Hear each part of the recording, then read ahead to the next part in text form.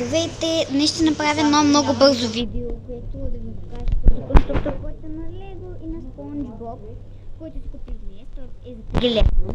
Да започнем с кутията. Ето всъщност как изглежда конструктора. Но сега ще ви покажа как изглежда. Ето тук е. Има стикери в комплекта. Има няколко различни вида. Ето как се сглобява. Ето по този начин се сглобява конструктора. Ако на някой просто не му е ясно, но на мен беше ясно. Може да размените техните части. Купих го за 3 лева от едно магазинче на пазара. Не знам къде дори да се продават. Съжалявам, ако ви потискам по този начин, но наистина не мога да разбирам къде се продават. Това са единични стикери на SpongeBob. А това са няколко стикера.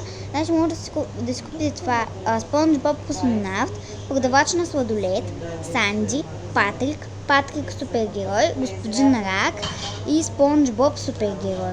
Това са играчи, които може да си купите. Само че тук не е включен моя, който е този, който си е най-обикновеният герой на SpongeBob.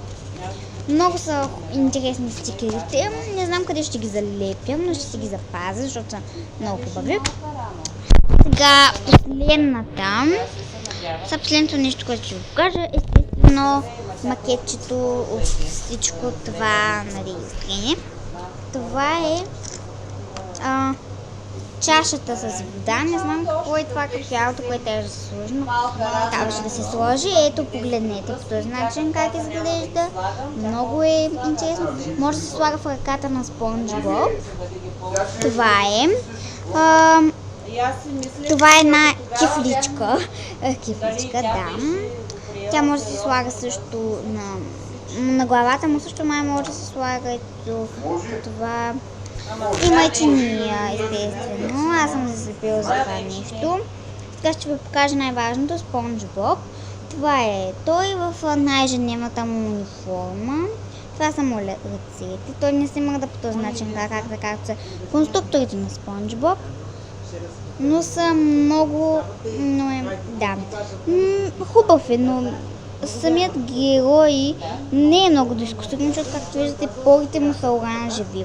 А порите на SpongeBob са едно нещо като коралово или някакво такова маслинено зелени.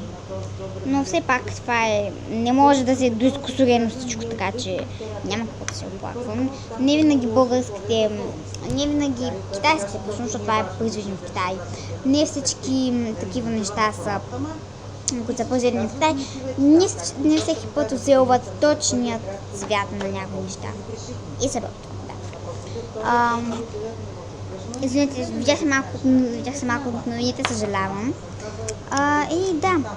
Това беше от клипа от мен. Още да покажа. Това е тази плочка, която на която да се слагат нещата, защото не може да седи така. И на плочката се слагат. От до 12 години.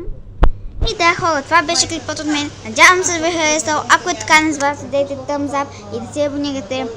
Също коментирайте. И чао!